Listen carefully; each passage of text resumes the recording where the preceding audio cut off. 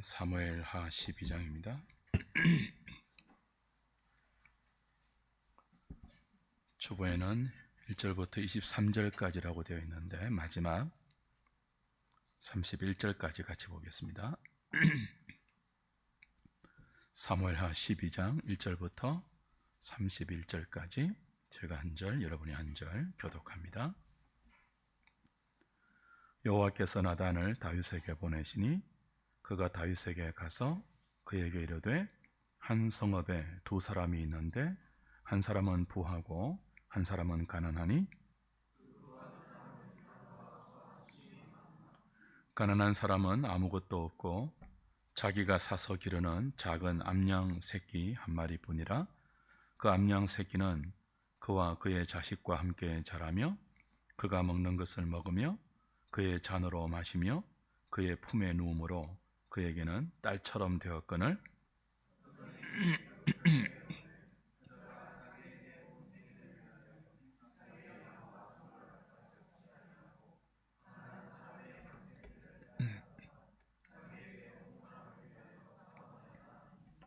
다윗이 그 사람으로 말미암아 노하여 나단에게 이르되 여호와의 살아계심을 두고 맹세하노니 이 일을 행한 그 사람은 마땅히 죽을 자라.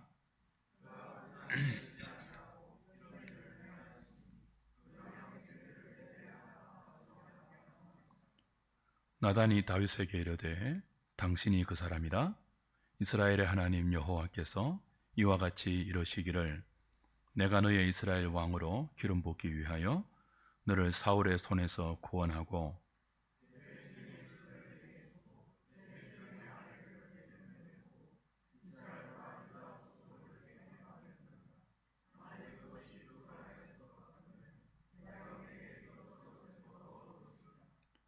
그러한데 어찌하여 내가 여호와의 말씀을 업신여기고 나 보기에 악을 행하였느냐? 내가 칼로 헷사람 우리아를 치되 암몬 자손의 칼로 죽이고 그의 아내를 빼앗아 내 아내로 삼았도다.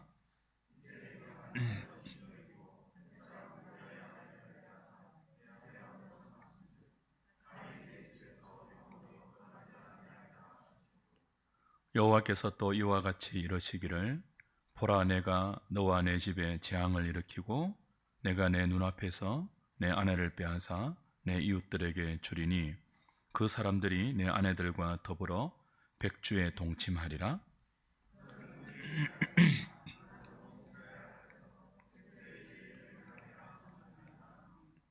다윗이 나단에게 이르되 내가 여호와께 죄를 범하였노라 하매 나단이 다윗에게 말하되 여호와께서도 당신의 죄를 사하셨나니 당신이 죽지 아니하려니와.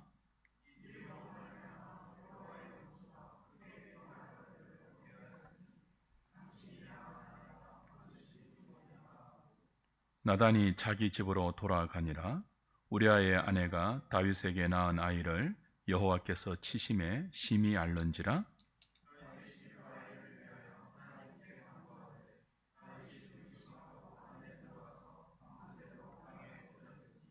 그 집의 늙은 자들이 그 곁에 서서 다윗을 땅에서 일으키려 하되 왕이 듣지 아니하고 그들과 더불어 먹지도 아니하더라.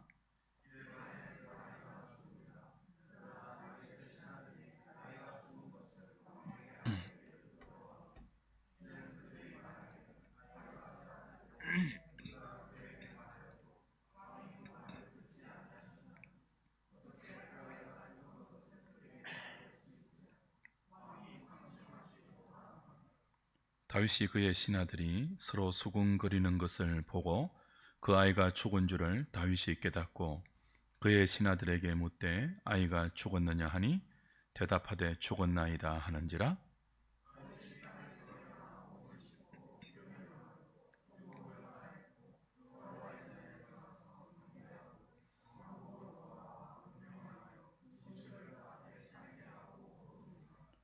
그의 신하들이 그에게 이르되 아이가 살았을 때에는 그를 위하여 금식하고 오시더니 죽은 후에는 일어나서 잡수시니 이 일이 어찌 됨이니까 하니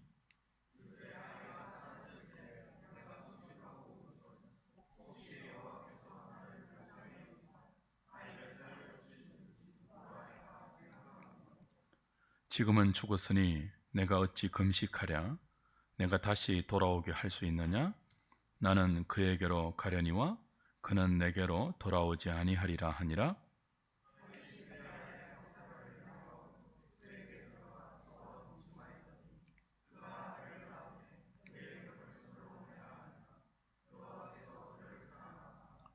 선지자 나단을 보내 그의 이름을 여디디아라 하시니 이는 여호와께서 사랑하셨기 때문이더라.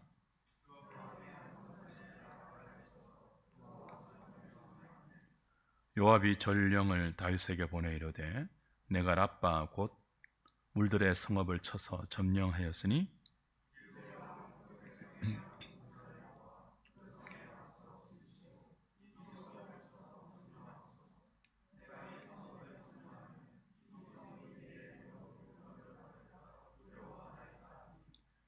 다윗이 모든 군사를 모아 라빠로 가서 그곳을 쳐서 점령하고 머리에서 보석 박힌 왕관을 가져오니 그 중량이 금 한 달란트라. 다윗이 자기의 머리에 서니라. 다윗이 또 그 성읍에서 노략한 물건을 무수히 내오고 그 안에 있는 백성을 끌어내어 톱질과 서레질과 철도끼질과 벽돌 구이를 그들에게 하게 하니라. 암몬 자손의 모든 성읍을 이같이 하고 다윗과 모든 백성이 예루살렘으로 돌아가니라. 아멘.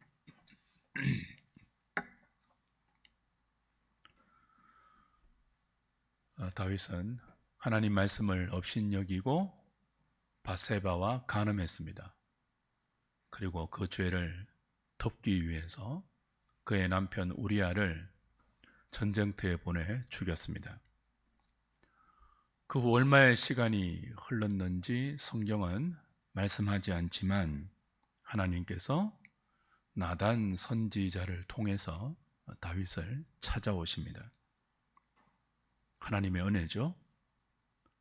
아담과 하와가 범죄했을 때 하나님이 찾아오신 것과 동일한 은혜입니다. 아담과 하와가 하나님이 검하신 선악을 알게 하는 나무의 실과를 따먹고 범죄했습니다. 여호와의 낯을 피하여 동산 나무 사이에 숨었습니다. 그리고 하나님을 찾지 않았습니다. 그런 아담에게 하나님이 찾아오셨죠. 그리고 물었습니다. 아담아, 네가 어디 있느냐? 몰라서 물었겠습니까? 숨바꼭질을 하는 것입니까? 아담의 죄를 드러내어서 그것이 죄인 줄 깨닫게 하고 스스로 죄가 불러온 수치를 가리려고 무화과 나무 잎을 치마로 만들어 입었던 그들의 자기의를 벗기고 하나님께서 지어서 입혀주시는 가죽 옷을 은혜로 주시기 위해서죠.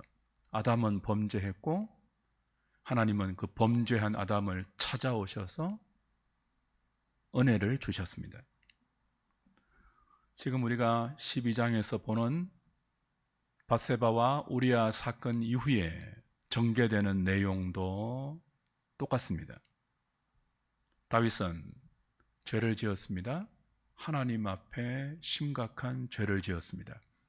지난주에 보았던 11장 마지막 보십시오. 11장 27절.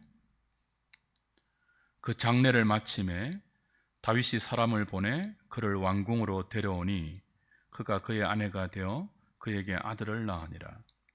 다윗이 행한 그 일이 여호와 보시기에 악하였더라 그랬습니다. 그런데 12장은 어떻게 시작합니까? 11장 마지막은 다윗이 여호와 앞에서 악을 행했다 그랬죠. 밧세바를 취한 것, 우리아를 죽인 것, 하나님 앞에서 큰 악입니다. 큰 죄입니다. 그런데 그 후 12장 1절은 이렇게 시작되어요. 여호와께서 나단을 다윗에게 보내시니. 하나님께서 나단을 통해서 범죄한 다윗을 찾아오고 있습니다. 지금 다윗은 어떻게 하고 있을까요? 바세바를 취하고 아들을 낳았잖아요. 자신과 바세바 사이에 있어서는 안 될 일을 은닉하기 위해서 바세바의 아내 우리아를 죽였잖아요. 그리고 그 일이 여호와 앞에서 악한 죄임에도 불구하고 그는 스스로에게 이것이 악한 죄가 아니라고 자기 합리화를 하면서 자기 체면을 걸고 있습니다. 지난주에 요압에게 다윗이 한 말 기억나십니까? 자, 요압에게 비밀 편지를 보내서 우리아를 죽이지 않았습니까? 죽을 수밖에 없는 전장터의 최일선에 보내서 죽이도록 명령했거든요. 그 편지를 요압이 받았다고요. 그리고 그 편지에 쓰인 대로 우리아를 보내서 죽게 했잖아요. 그러니 요압은 압니다. 우리아를 죽인 사람이 누구라고요? 다윗임을 요압은 안다고요. 근데 우리아가 죽었다는 소식을 다윗이 듣자 다윗이 또 전령을 보내서 요압에게 뭐라고 말합니까? 너는 내가 한 일을 악하다고 보지 말라 그랬습니다. 전쟁터에서는 뭐 한다고요? 나가서 죽을 수도 있고 살 수도 있다 그렇게 변명했다고요. 자기 합리화를 했다고요. 자기가 한 심각한 여호와 앞에서의 심각한 죄를 다윗은 스스로 그럴 수 있는 일이라고 합리화하면서 범죄한 아담이 하나님을 피해서 동산 나무 사이에 숨었듯이 다윗은 자기 합리화 속에 숨어서 자신은 괜찮다고 체면을 스스로에게 걸고 있습니다. 그런 다윗에게 하나님이 찾아오시죠. 누구를 통해서요? 나단 선지자를 통해서. 자, 범죄한 아담이 하나님을 찾지 않았습니다. 하나님이 아담을 찾아오셨어요. 다윗도 똑같죠. 범죄한 다윗이 하나님을 찾지 않았습니다. 그는 그럴 수 있다고 생각하고 자기 합리화 속에 숨어 있습니다. 그런데 그런 다윗을 하나님이 찾아오십니다. 누구를 통해서요? 나단 선지자를 통해서입니다. 그리고 말씀하시죠. 양과 소를 많이 가진 부자가 있다. 그리고 암양 새끼 하나밖에 없는 가난한 가족이 있다. 이 가난한 가족에게 이 암양 새끼는 자신의 딸과 같이 귀한 존재였다. 근데 양과 소를 심히 많이 가진 부자가 자신에게 찾아온 손님을 접대하기 위해서 자기 양을 잡지 않고 자기 소를 잡지 않고 이 가난한 사람의 딸과 같은 귀중한 암양 새끼를 빼앗아서 손님을 접대했다라고 한 비유를 통해서 하나님이 다윗에게 말씀하십니다. 그러자 이 이야기를 나단에게 듣고 있던 다윗이 대노하죠. 격분합니다. 그놈이 누굽니까? 내가 하나님의 살아계심을 두고 맹세하는데 죽어 마땅하고 빼앗은 양의 4배를 갚아야 한다고 격분했습니다. 그러자 나단이 다윗에게 말하죠. 사실은 나단을 통한 하나님의 음성입니다. 당신이 죽어 마땅한 그 사람이라고요. 당신이 여호와의 사심을 두고 사형이라고 맹세한 바로 그 죄인이라고요. 하나님이 나단 선지자를 통해서 다윗에게 말씀하셨습니다. 그리고 지난주에도 보았다시피 9절, 10절, 11절, 12절에서는 그 죄로 인한 하나님의 징벌을 말씀하시죠. 사울처럼 범죄한 다윗을 하나님이 떠나지는 않습니다. 그런데 하나님이 떠나시지는 않지만 다윗이 하나님의 자녀이기 때문에 뭘 하겠다고 하시죠? 징벌은 하겠다고 하십니다. 징계가 없으면 사울처럼 사생아거든요. 사생자거든요. 다윗은 하나님의 백성이고 기름 부음 받은 예수 그리스도를 예표하는 중요한 택한 백성이잖아요. 떠나지는 않지만 징계하셔서 아들답게 백성답게 만들어 가시겠다고 하죠. 그러면서 네가 지은 죄는 나를 업신여기고 범한 죄다라고 두 번이나 강조하셨죠. 너는 나를 업신여겼고 내 말을 업신여겼다. 그 결과 바세바와 간음했고 우리아를 죽였다. 그리고 네 스스로 자기 합리화 속에 숨어서 나를 찾지 않고 있다. 너를 흔들어 깨우는 방식은 내가 너를 사랑해서 너를 아들처럼 대우하는 나의 징계뿐이다. 말씀하십니다. 이 말씀을 듣고 다윗이 어떻게 합니까? 13절 보십시오. 오늘 본문 13절입니다. 다윗이 나단에게 이르되 내가 여호와께 죄를 범하였노라 하며 인정하죠. 하나님이 나단을 통해서 다윗의 죄를 책망하셨습니다. 네가 죽을 놈이다. 네가 네 입으로 사형에 마땅하다고 경로한 그 장 본인이 바로 너다. 바로 당신이다.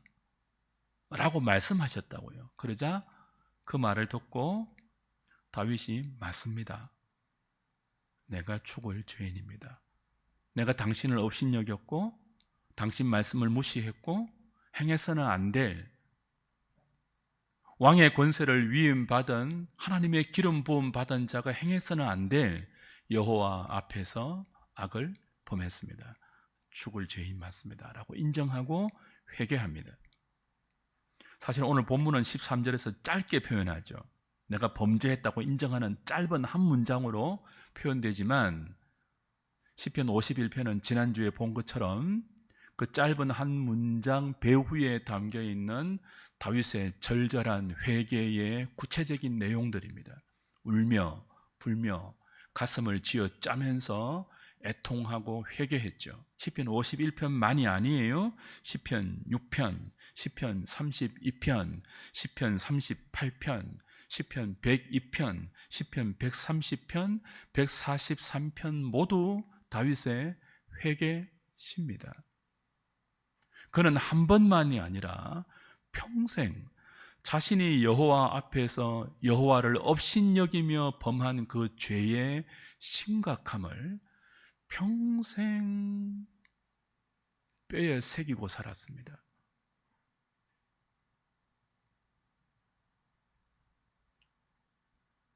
이 다윗의 회개를 듣고 하나님은 나단에게 다윗의 죄를 용서해 주신다고 선언하시죠. 다시 13절 보십시오.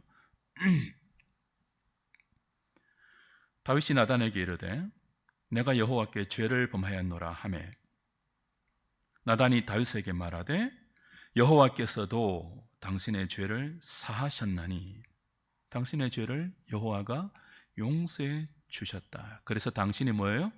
죽지 아니할 것이다.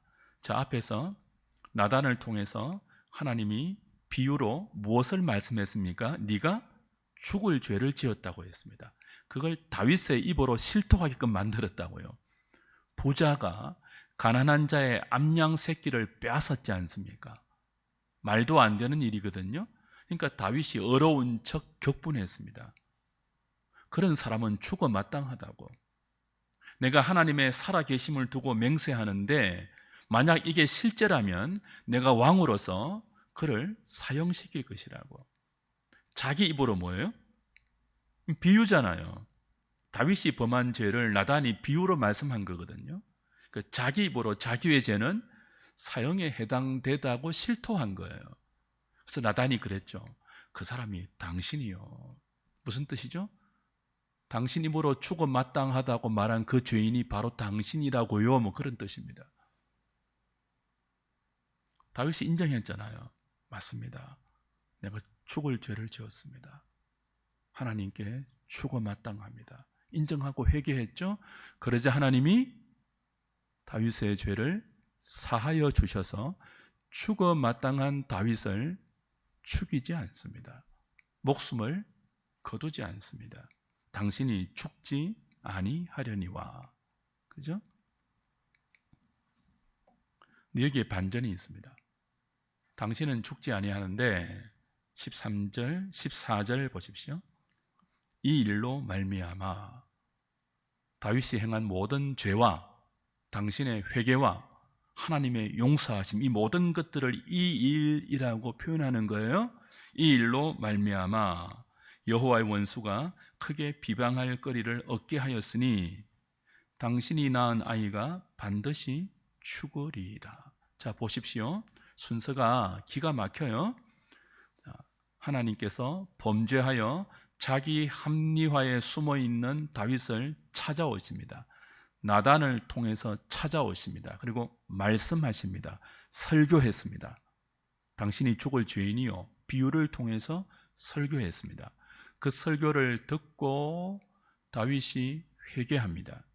그러자 하나님은 회개한 다윗의 죄를 사해 주십니다. 죽을 죄를 지었지만 살려주십니다. 반전이 무엇이에요? 다윗은 살고 다윗의 범죄로 태어난 아이가 뭐 한다고요? 죽습니다. 여기 핵심이 있어요. 12장의 아이러니한 핵심입니다.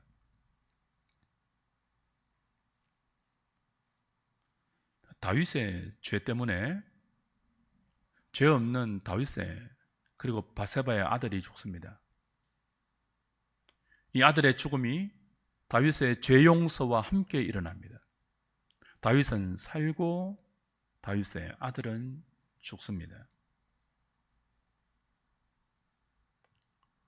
이해가 되십니까? 이게 여러분 받아들여집니까? 이게 은혜다라고 수긍이 돼요? 자, 하나님이 다윗을 용서하셨잖아요. 근데 왜 그냥 용서 안 하시죠? 왜 다윗의 아들을 죽이시죠? 죄가 없는 다윗의 아들이 왜 다윗의 죄 때문에 죽어야 하죠? 하나님의 공의와 하나님의 사랑 때문이죠. 죄를 미워하시는 하나님. 죄의 삭은 사망이에요. 다윗이 범한 죄는 하나님을 업신여기고 범한 치명적이고 심각한 죄였습니다. 사망을 초래할 죄입니다. 그런데 회개하니 용서해 주셨습니다. 죽어야 할 그를 살리십니다. 하나님의 사랑이 드러났죠. 하나님의 공의는 어디 있습니까? 범죄한 다윗, 죽을 죄를 지은 다윗, 그 죄의 삭신 사망은 어디 갔냐고요. 이걸 처리해야죠. 하나님은 우리가 생각하기에 너무나 이해가 되지 않는 대속의 개념을 여기 끌어오십니다. 다윗은 살고 죄 없는 그의 아들이 태어나자마자 앓다가 죽습니다.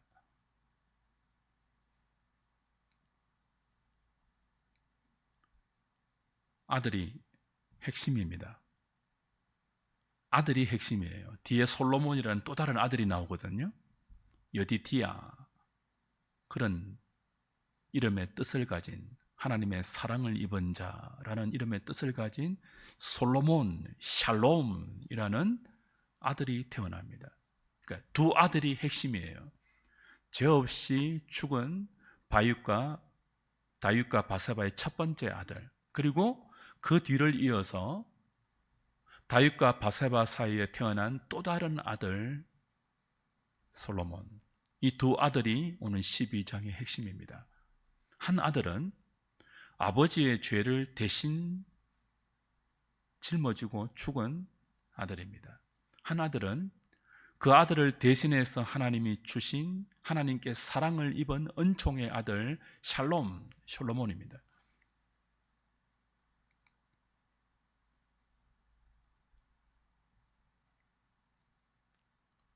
근데 우리는 여기에서 풀어야 할 숙제가 있습니다. 인간의 기준으로 보면 이건 말이 안 되는 거죠. 어느 부모가 자기가 살려고 자식을 죽이겠습니까? 정상적인 부모라면 자기가 죽어 자식을 살리죠. 근데 지금 솔로몬은 거꾸로 되어 있습니다. 아니, 하나님이 그렇게 하셨습니다.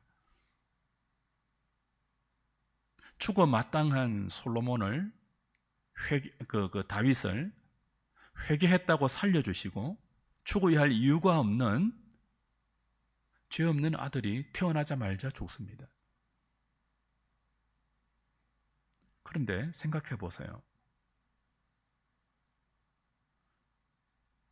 자식을 먼저 보낸 부모는 자식의 죽음 앞에서 자신도 죽은 것입니다. 그 살아 있다고 산 것이겠습니까? 자기 때문에 아들이 죽었는데 산 인생이겠냐고요. 밥을 먹는다고 그게 밥을 먹은 것이겠습니까? 살아있으나 죽은 인생이에요. 다윗은, 바세바는 자신들 때문에 죽은 아들 안에서 자신도 죽은 것입니다.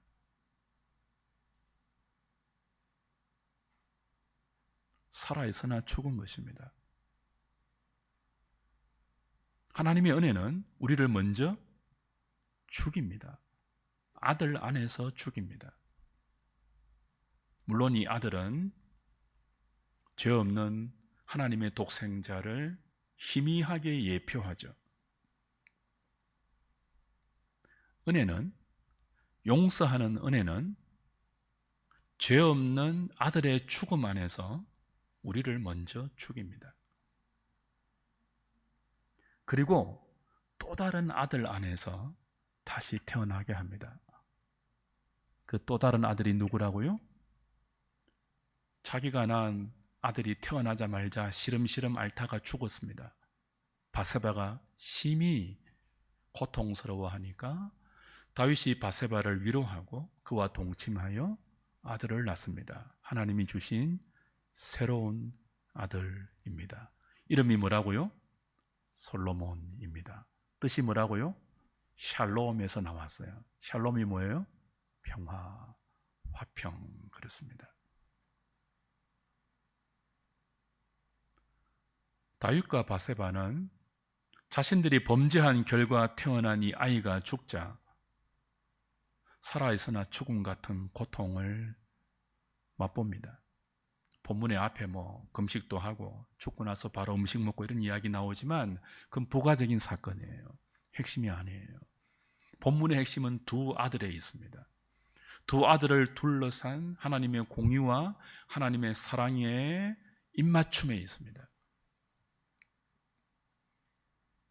상심에 빠진 바세바를 다윗이 위로하고 두 사람의 동침의 결과 하나님이 하나님의 사랑을 입었다는 여디디야 곧 솔로몬을 새로운 아들로 주셔서 하나님과 그들 사이에 샬롬 솔로몬을 선포하십니다. 너와 나 사이는 화평하다.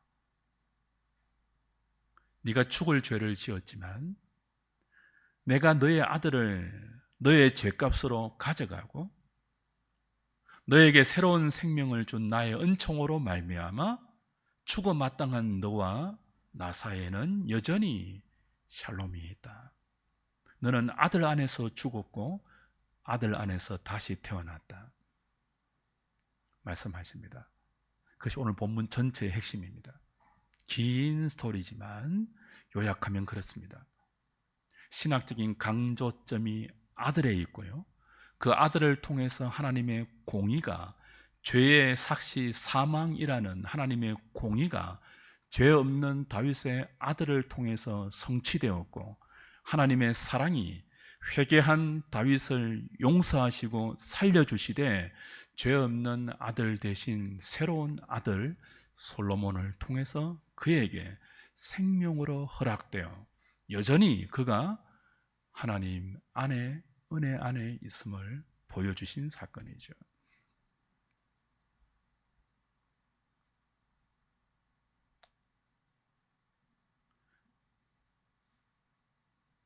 아벨이 가인에게 돌에 맞아 죽었죠. 아담과 하와가 얼마나 상심했겠습니까? 그때 하나님은 아담과 하와에게 아벨 대신 셋이라는 또 다른 아들을 주셔서 그들에게 샬롬을 주셨습니다. 위로해 주셨습니다. 하나님의 은혜가 우리에게 찾아오는 방식입니다. 아벨이 죄 없는 의인이지만 범죄한 가인에게 맞아 죽었습니다. 최초의 대속의 개념은 아니지만 의인이 악인에게 순교한 최초의 순교자가 아벨입니다. 형에게 맞아 죽은 동생을 가진 부모의 심정, 거기에 하나님은 셋이라는 또 다른 아들로 위로하십니다. 셋이라는 또 다른 아들로 그들을 찾아가서 다시 새로운 생명을 주셨습니다. 하나님께서 범죄한 우리에게 찾아오시고 범죄한 우리를 다루시는 방식입니다. 그것이 구약의 이런 사건을 통해서 예표로, 그림자로, 모형으로 제시되고 있습니다. 신약시대 우리는 똑같지는 않습니다. 왜냐하면 예수 그리스도 안에서 이 모든 그림들이, 모형들이 이제는 흠 없이, 부족함 없이, 그림자 없이 완벽한 공의와 완벽한 사랑으로 성취되었기 때문이에요. 아들 안에서 죽고 아들 안에서 다시 태어난 다윗입니다. 그러니까 다윗은요, 아들 안에서 죽었다고 했죠. 그리고 아들 안에서 샬롬, 다시 하나님의 평강을 맛보는 새로운 삶으로 태어났습니다. 하나님은 모든 범죄한 자기 백성을 찾아오실 때 당신의 아들을 통해서 우리를 아들과 함께 죽이십니다. 그리고 우리를 살리십니다. 부활하신 그리스도가 우리를 새로운 생명으로 살리셨듯이 다윗의 범죄한 아들이 죽은 그 자리에 솔로몬이라는 새로운 아들을 통해서 다윗에게 새 생명을 살게 했듯이 그리스도의 부활로 우리는 새로운 생명을 얻고 그 은총을 깨달은 모든 사람들은 삶의 변화를 일으킵니다. 다윗이 변합니다. 여호와 앞에서 범죄하고도 그럴 수 있는 일이지 뭐 인생이라면 남의 아내를 내가 왕인데 취할 수도 있지 뭐 내 신하인데 전쟁터에 보내서 죽을 수도 있지 뭐 악한 일은 아니야 이거. 요압에게 말했다는 것은 자기도 그렇게 자기 체면을 걸고 있는 거예요. 자기 합리화를 끊임없이 시도하고 있는 거예요. 그러면서 하나님 앞에서 실토하지 않고 피하여 숨고 있죠. 그런 다윗을 다루는 하나님의 손길을 보십시오. 나단을 보냅니다. 나단을 통해서 찾아가십니다. 아담아, 네가 어디 있느냐라고 물으신 것처럼 한 비유를 통해서 당신이 죽을 그 죄인이요, 네가 죽을 놈이야 라고 죄를 책망하십니다. 그리고 네가 지은 죄는 나를 업신여긴 죄야. 죽음 마땅한 죄 맞아. 그러나 나는 너를 사울처럼 버리지는 않을 거야. 너는 내 아들이니까, 내 백성이니까. 그래서 너는 징벌을 받아서 그 죄가 얼마나 무서운지를 깨닫고 다시는 그 죄에 동일하게 빠져서는 안 돼. 경책하시죠. 그 집에서, 네 집에서 칼이 떠나지 않을 것이고 너는 은밀하게 죄를 지었지만 네 아내들이 백주에 다른 이웃들에게 빼앗길 것이다. 그리고 너와 바세바 사이에 낳은 아들이 반드시 죽을 것이다. 그리고 회개한 다윗에게 이제 앞으로 계속 볼 거예요. 그 일이 실현되게 하시면서 아들 안에서 죽게 하십니다. 시편 51편을 짓게 만들고요. 여러 회개 시편을 뼈가 깎이는 고통으로 부르게 만듭니다. 그리고 그 안에서 아들을 통하여 다시 살게 하십니다. 아들 안에서 죽고 아들 안에서 사는 것, 하나님이 범죄한 우리를 다루시는 방식입니다. 하나님이 죄를 범한 우리를 용서하시는 은총의 방식입니다. 아들 안에서 그 아들이 누굽니까? 다윗의 후손 예수 그리스도입니다. 다윗도 완전하지 않고 솔로몬도 완전하지 않지만 그 다윗의 후손으로 오신 아브라함과 다윗의 자손, 우리와 똑같은 인간이지만 죄는 없는 그분, 바로 하나님의 독생자, 그 아들 안에서 우리의 죄는 그분의 대속의 죽음을 통해서 용서받고 죽어 마땅한 우리가 그 아들 안에서 살아나 새로운 생명으로 살 수 있는 은총을 입었습니다. 이 아들을 통한 은혜를 깨달으면 사람은 바뀝니다. 오늘 다윗이 바뀌거든요. 그게 12장 마지막에 나와 있는 내용이에요. 26절부터 31절까지 보면 바세바와 간음하고 우리아를 죽였을 때 다윗은 암몬과의 전쟁터에 나가지 않았잖아요. 왕이 출정할 때가 되었는데 출정하지 않고 왕궁에 남아서 범죄했잖아요. 그런 다윗이 자신의 죄를 용서한 하나님의 은총을 깨닫고 아들 안에서 죽고 또 다른 아들 안에서 샬롬을 경험하자 변합니다. 싸움에 나갑니다. 암몬과의 전쟁터에 다윗의 모든 군사를 징집해서 나가서 그들을 정복하고 그들을 노예로 잡아서 종으로 잡아와서 허들의 일을 시키고 예루살렘으로 돌아옵니다. 왕이 해야 할 일을 다시 하고 있는 변화된 다윗의 모습을 보여줍니다. 오늘 본문은 다윗의 회개를 굉장히 부각시키는 것처럼 보이지만 더 중요한 사실은 다윗을 회개하게 한 하나님의 은총의 방식이에요. 다윗의 회개도 중요하죠.